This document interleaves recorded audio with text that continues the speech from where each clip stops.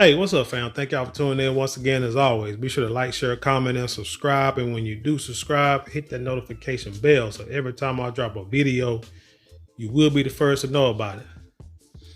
Okay, so let's get into this story about your president, Joe Biden, throwing a bone to his own Democratic Party when it comes to these immigrants. This is from the wallstreetjournal.com. Like I said before, y'all need to go and get y'all a subscription. Read y'all a nice little high-end newspaper where y'all can see the politics news from the country, worldwide, everywhere. You know, they have deals that's pretty cheap sometimes. You can do it for a few months. But anyway, trying to get to the stories. Wall Street Journals, the Reuters or Reuters, however you say it. Stuff like that, where you get that unbiased news. But it says here, Biden administration to offer work permits to roughly 400,000 Venezuelan migrants. Now, we had a big influx of migrants coming in after that Title 42. Once they realized that Title 42 was going to expire, the one that Trump put into place to where it limited and stopped a bunch of these migrants from coming over. And so the Democratic Party said, hey, we're just going to do the opposite of what Trump said, and we're going to let them over here.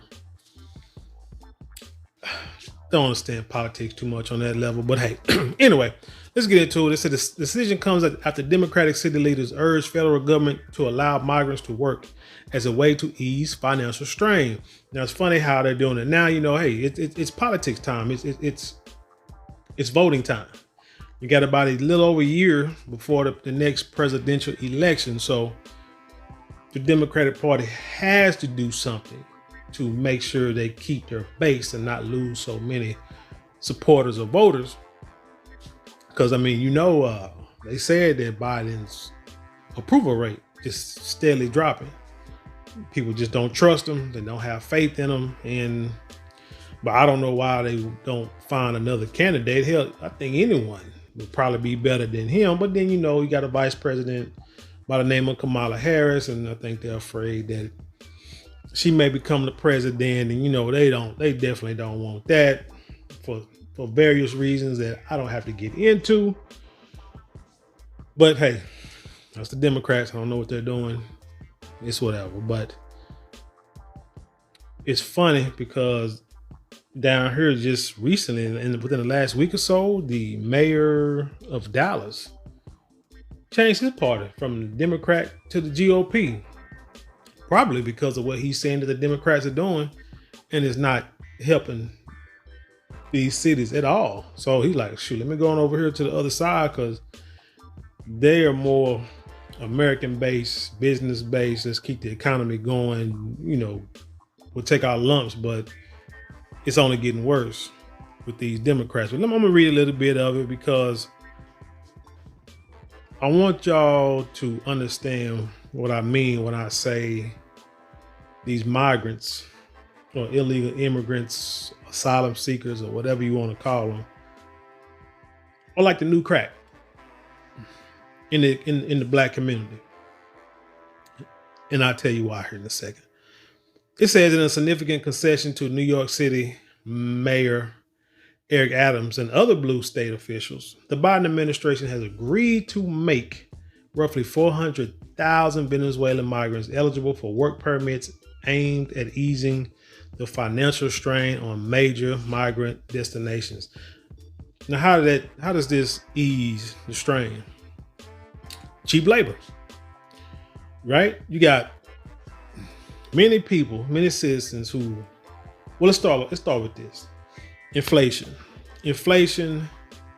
and salaries, hourly wage rates are not equal. Inflation going up by like this much, salaries are going up like this here, and they're not matching. Insurance prices, medical insurance prices are going up. You're getting less coverage. Hell, food prices, you can look and see, are going up, but you're getting less food in packages. It's something has to give. for a person to be able to sustain livability or a livable wage in Texas, they say is at least 17.50 for a single person, 1 bedroom. You got to at least make 17. I'm gonna say thanks $21 an hour. Matter of fact, for like a single person with like one child, you gotta make $21 an hour. Well, if minimum wage is $7.50, there's no in the world that a person can, live comfortably. You're gonna have to work 2, 3 full-time jobs just to pay rent. I know there's a McDonald's around the corner from me. I think they're starting off at like $10, $12 an hour for part-time and full-time employees. I think they're paying like $14, $15 an hour for manager, which really management, the pay for managers it's not worth it. I mean, it's just not. It's the headache and the stress. Hell, I've managed managed a building before, and not in fast food, but anyway, and made a salary, thought it was cool, but the headache it just was too much. You're never off the clock, but anyway, so $14, $15 an hour, still not what a Texan should be making to be able to live, to be able to afford to live anywhere comfortably. So what do? You allow all these people to come in across the border, Venezuelans. And I don't know how they can prove the person is Venezuelan at all. Like it's like me trying to go to Canada, crossing the border, and they say, where you from? I'm a Texan. And they're like, how do you know? Well, here go my driver's license. Okay. In Texas, you can say, okay, you're a Texan. What about a Texan? I'm from Dallas. Can you prove it? Nah, here go a birth certificate or something. It could be drawn up, written up from anywhere. How can you just really prove somebody is from, especially from a foreign country that you don't know anything about the process of creating identification? How easy it is to forge documents in another country. But anyway, you allow 470,000, well, there are hundreds of thousands, maybe millions of migrants over here. Anyway, so you allow almost 500,000 of them. You're going to give them work permits if they got here before July 31st. Since they're not legal citizens, you can afford to pay them minimum wage, if not less. A lot of these companies are talking about raising minimum wage, but when they do that, the cost goes to the consumer, and this is why we're paying $12 for a freaking, Happy Meal or, a Wendy's number 2 or whatever. It's like, it doesn't make sense when just a few years ago you can feed a whole family for under $20, and now one person to eat is like $15 for a meal. So, like I say, you get this cheap labor to offset the cost of everything. It's kind of like having prison workers. When these prisoners are working and making all these products that you know nothing about, or you don't know that they're making. Prisoners don't get paid. Maybe pennies. If they do, maybe $1 a day. If that, a couple of dollars a day. Some prisons, like in Texas, don't pay their prisoners, but they're making these products and by the truckloads and shipping them out to the consumers, to us. It's just cheap free labor. And then they say, well, it's costing the government this, that, and the third to create these prisons, house these prisoners. Man, whatever. These prisons are built because they are profitable. Bottom line, if they were not profitable, we wouldn't have so many prisons being built, and they demanding that these son of guns be near capacity. So go figure, right? So anyway, you get these immigrants coming in, cheap labor. Now you can offset a lot of these costs. What kind of costs? A lot of them right now being housed in these hotels. A lot of hotels are understaffed, especially since COVID, and even before then, like in the South, in the border states, when you had these hurricanes like Katrina And there was another, I can't remember what they hit. But like in Mississippi, Louisiana, South Texas, a lot of places shoot just having staff been able to staff, be fully staffed since then. I know, like in the last couple of years, I've been to Louisiana and Memphis, and them hotels are always understaffed. It's to the point to where like you have to, and I know a lot of y'all probably been to hotels where you have to go down to get your own towels, or you have to wait for towels. You could be waiting for a long time, and then they might give you like 1 or 2 towels, or they don't even come clean your room. Remember used to, they clean your room every day. They come in, fix your bed, clean up, restock toiletries and stuff like every day. During and after COVID, it's up on request. If you need something, you want them to come clean, you want some new towels, you got to ask for it. So these immigrants are being housed in these hotels. Well, you can give them work permits. Now they can work where they live, some of them, and they can work pretty cheap, right? They can work. Matter of fact, they can probably work for free and just stay in the hotel, because you need people to clean them rooms. You need people to wash them towels, wash them linens, cook. People to go get them bags. That's what you call, like I say, some real. That's some cheap labor, on hand, in-house. Say in-house labor. Say Venezuelans who arrived in the U.S. by July 31st will be eligible for the program known as temporary protected status. It offers them deportation protections and the ability to work legally for at least 18 months. Hell, they probably let them work forever. They ain't gonna send them back nowhere. It says it's critical that Venezuelans understand that those who have arrived here after July 31st aren't eligible of this year, 2023, aren't eligible for such protection, and instead will be removed when they are found to not have a legal basis to stay. Homeland Security Secretary Alejandro Mayorkas said in a statement. It's funny because just recently, in the past couple of days, also the U.S. has made a deal with Mexico to help deport all these people trying to get here back to their home countries. And so Mexico said, hey, they done shipped back like a couple of million since January. So it's amazing. I'm sitting thinking like, damn, y'all, they done shipped back that many. America has sent some back, kept a lot. It's like, here's the first thing. How many people are trying to come over here every day? And how are they getting here? If they're coming from South America, Central America, any Latin America country, and somehow they're making it all the way up to the United States. And I came to a conclusion.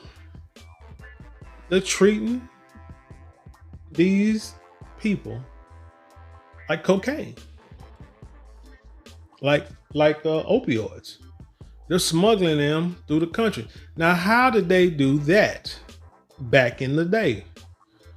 You remember the story of the real Rick Ross, and he was saying how a guy named Blandon was his connection, and they got connections from the CIA was bringing the powder over here and putting it in the hood so that we can cook it up, sell it to each other, making all these millions of dollars per day, and sending it to the government, and they send it down to these foreign countries with ease. Because we always say, y'all come and arrest us in the hood and kick our doors in. But like I say, we don't make these drugs. We don't bring them in. We ain't got the boats. Somebody has to bring them in. And those people who bring them in, those are the ones that this could be stopped at the border. Those are the ones that need to be stopped. So it's like y'all playing us like we crazy. We ain't stupid. So I'm saying the same thing with these immigrants. There is a documentary on Netflix. I mentioned this before in the video. Can't think of the name right off, but it's about the old American Gladiator show.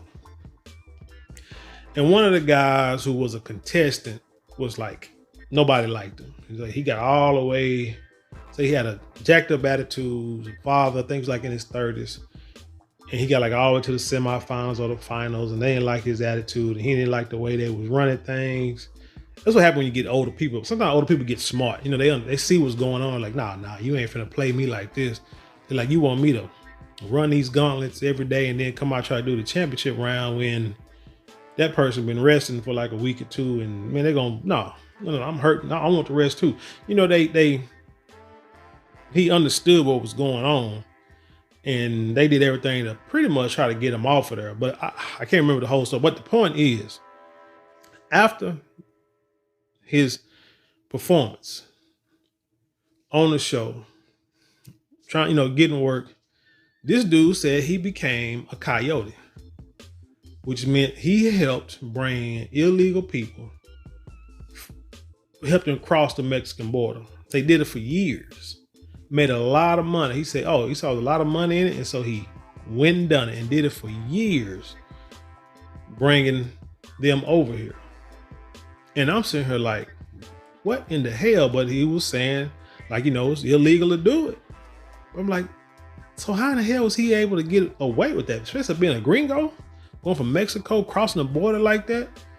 Shoot, you couldn't do that if you was Mexican or if you was black. So he had to have known somebody, or that could help him get across that border and bringing these people over.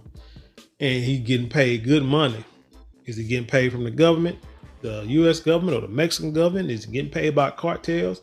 Because I always wonder, like, these people come over here paying tens of thousands of dollars to cross that border. I'm like, ain't y'all leaving the country that ain't got no money? That you can't get no jobs?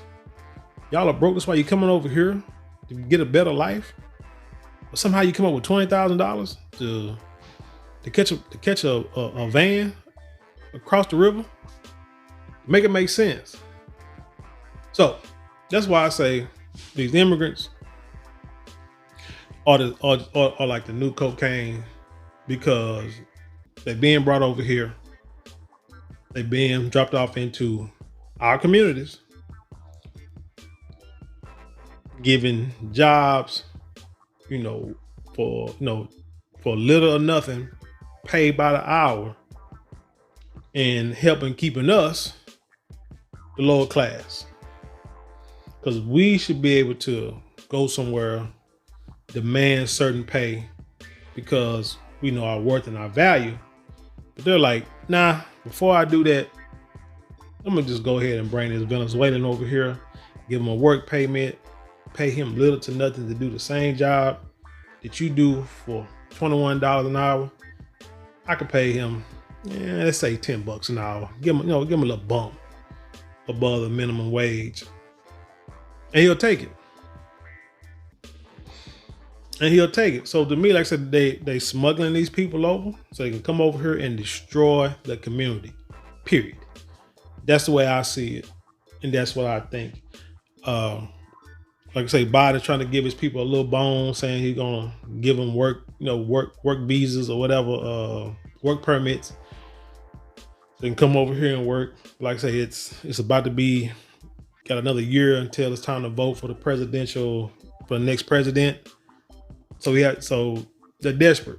They got to do things, but it's all time. I guarantee you that they've already thought of this long ago. They were just waiting on a perfect time, kind of like the whole student loan thing, to where like in a few days, you got to start back paying these student loans. But if you don't pay them for the first year, you won't get hit, penalized, because we know you got to try to catch back up and get your finances straight. That's all for the vote, y'all, because it ends next November or December. By that time, you already voted for your next president, so now they can go back and start gouging your people for the next 4 years. But anyway, tell me what you think about this story. I'm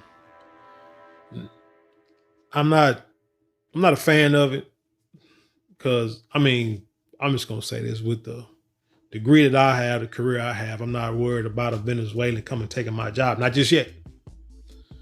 You know, maybe after some training and things like that, years from now, they may be able to do it, but not right now. But it's going to give me time to, to work on things to increase my education level, to increase my skill level on things that I know that I could use, for years on out. So I ain't got to worry about nobody coming in and taking, taking my job. But that's why I tell people all the time, hey, gotta start training these kids. Let them understand these grocery store jobs, these fast food jobs and stuff. It's not like when we were kids. It's not like it. They ain't paying and you're not getting the hours. It's almost not worth it. You gotta get them. They gotta learn some kind of trade. They gotta learn something dealing with computers, with this software, with this AI stuff, this chat GTP or whatever, GPT, stuff like that. That's what they need to be concentrating on, because these these blue collar workers, man, they coming from across the border and they ain't gonna leave nothing for us. But anyway, tell me what you think. Leave your comments below and then share it with the world. And with that being said, I leave you in peace and I'll see you on the other side.